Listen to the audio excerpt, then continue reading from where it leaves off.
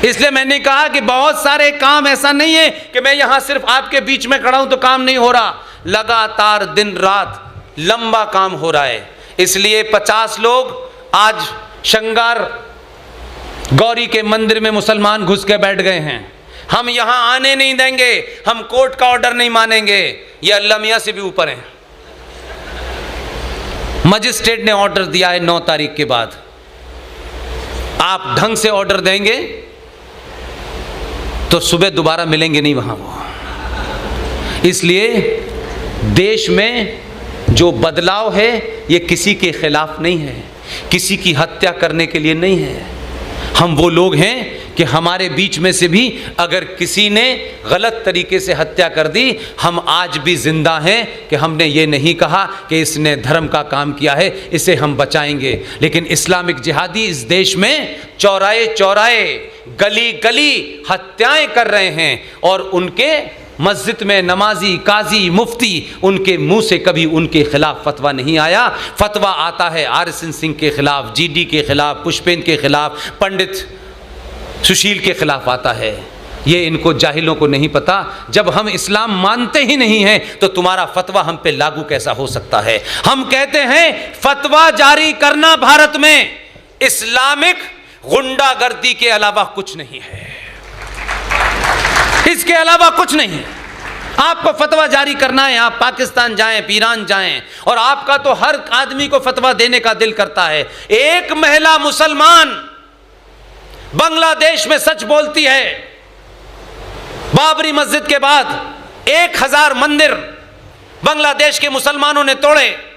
उस महिला ने सच्चाई लिखी, उसमें इस्लाम के बारे का कोई जिक्र नहीं है। लेकिन ये जो टिड्डी दल है ना, जो यहां लगा लेते हैं, हवा बंद हो जाती है, कुछ सुनाई देता नहीं, सारे एंटीना बंद हो जाते हैं इनके।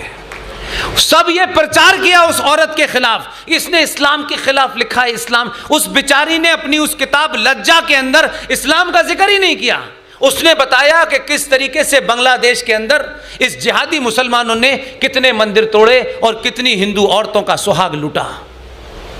उस औरत के खिलाफ फतवा जारी कर दिया। ये बेहया,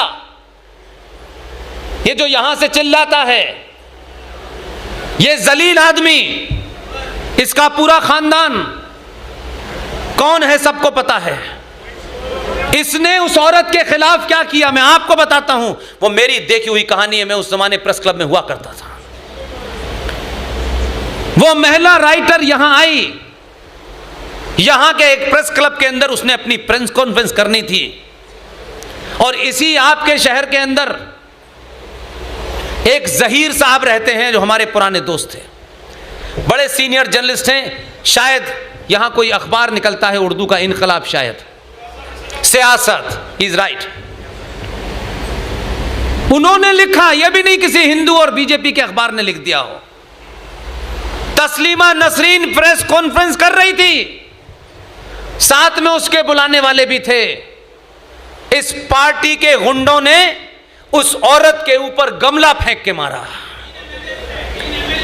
और वो जो चुन के आए थे, जिन्हें आपको गलतफहमी हो गई है कि इन्होंने शपथ ले ली है, ये किसी की शपथ नहीं लेते, ये मूर्ख बनाते हैं। इन्होंने शपथ वहां की ले रखी है, उसके अलावा किसी को नहीं मानते। इसलिए आपको पागलपने का दौरा है कि शपथ लेके आप कुछ नहीं करेंगे और वो सब कुछ करेंगे। गमला उठा के मारा उस औरत को। उस औरत को बचाया बहुत लोगों ने। और इसी पार्टी के एक MLA ने बाहर आकर के क्या कहा, अगर आधे घंटे का समय मिलता, ये शब्द ब शब्द बता रहा हूं, जहीर साहब ने पत्रकारिता की मर्यादा में ध्यान रखते हुए वो शब्द इस्तेमाल नहीं किया। कहा आधा घंटे का वक्त मिल जाता, इसको डैश डैश डैश हम जमीन में घुसड़ के मारते हैं। ये MLA का बयान है, सियासत अखबार उस दौर का निकाल के देख लीजिए, उर्दू के हेडलाइन बनी थी। किस मुसलमान ने इसके खिलाफ फतवा दिया? कहां किसी ने बताया कि इस्लाम में औरत के खिलाफ हाथ उठाना जायज है? अब इस्लाम नहीं आया, अब कुरान शरीफ का पेज नंबर और आयत नंबर नहीं कंसल्ट की गई, क्योंकि चुप सबका एजेंडा है। इसलिए आप किसी के एजेंडे की चिंता ना करें। आप अपने ऊपर, अपने परिवार के ऊपर, अपने होने के ऊपर, अपने समाज के ऊपर भरोसा रखिए। अगर हमारे बीच में किन्हीं कारणों से कोई पीछे रह गया है, इस दौड़ में कोई कमजोर पड़ गया है। इसलिए आपको ये शौक होगा कि अहमद भाई की सिवैयां खानी है, जाइए खूब खाइए, लेकिन सिवैयां खाइए, लेकिन हफ्ते में एक दिन हमारे ही समाज में जो पीछे छूट गया है उस दलित के घर का एक बार पानी भी पीजिए। बीमारी की जड़ पे हमला कीजिए। आपके बीच में से लोग चले गए, इसलिए बहुत सारे लोग कहते हैं ब्राह्मणों ने ये किया, ब्राह्मणों ने वो किया। मैंने कल भी बोला और आज फिर बोलता हूं मैं आपके सामने, ये बार बार इसलिए रिपीट करता हूं कि आप सच को सच कहिए, और सच को सच जब ही कहेंगे जब अपने अंदर से लालच की बीमारी को निकल देंगे। भारत भूमि हजारों हजारों साल से जाति भूमि नहीं रही है, जाति प्रधान भूमि नहीं थी। भारत भूमि सालों सालों से, करोड़ों सालों से, जब से ये अपने अस्तित्व में आई है, कर्म प्रधान रही है। इसीलिए ब्राह्मण, जिसे आप कई शब्दों से नवाजते हैं, दो ब्राह्मण हुए, रावण और परशुराम। दोनों अपने कृत्य के कारण जाने जाते हैं। रावण ज्ञानी था, लेकिन उससे एक काम गलत हो गया, इसलिए रावण को चौराहे पे जलाते हैं आप, और परशुराम उसे पूजते हैं आप, क्योंकि कर्म प्रधान था। किसी ने यह नहीं पूछा कि भगवान राम की जाति क्या है। भगवान राम क्षत्रिय थे, और एक क्षत्रिय ने एक ब्राह्मण का वध किया, लेकिन कभी उस क्षत्रिय के ऊपर यह आरोप नहीं लगा कि इसने ब्राह्मण का वध किया है, क्योंकि उसने उस बुराई का वध किया था। वही ब्राह्मण, यह चरित्र हमारे पास है कहने का।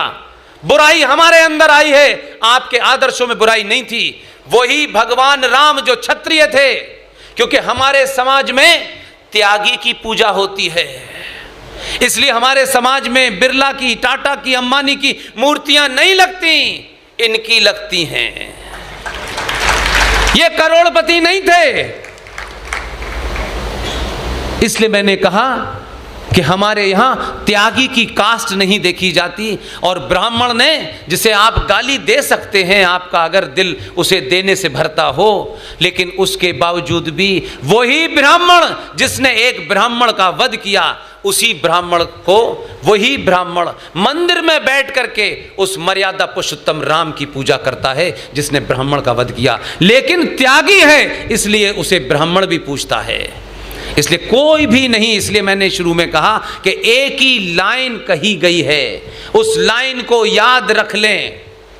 वो लाइन भी एक ब्राह्मण ने कही है, किसी शूद्र ने नहीं कही है, किसी ठाकुर ने नहीं कही है। और उन्होंने कहा, परशुराम ने कहा, जन्म जायते शूद्र, मनुष्य पैदा शूद्र होता है, अपने कर्मों से ब्राह्मण ठाकुर बनिया बनता है।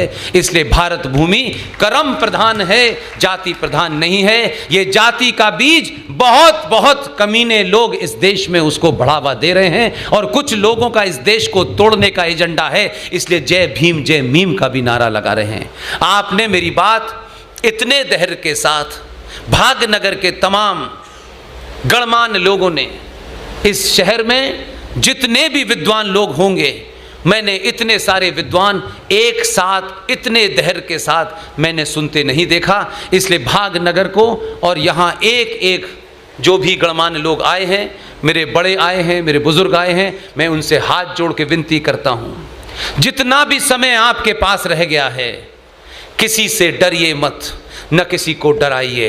अपने अंदर पुरुषार्थ इतना पैदा कीजिए, सामूहिक शक्ति का प्रदर्शन कीजिए कि सरकारें आए और आपकी चौखट पे नाक रगड़ के पूछें कि 95 करोड़ सनातनी हिंदू तुम क्या चाहते हो, पहले हम तुम्हारा काम करेंगे, बाद में किसी का करें। बहुत बहुत धन्यवाद। Thank you very much.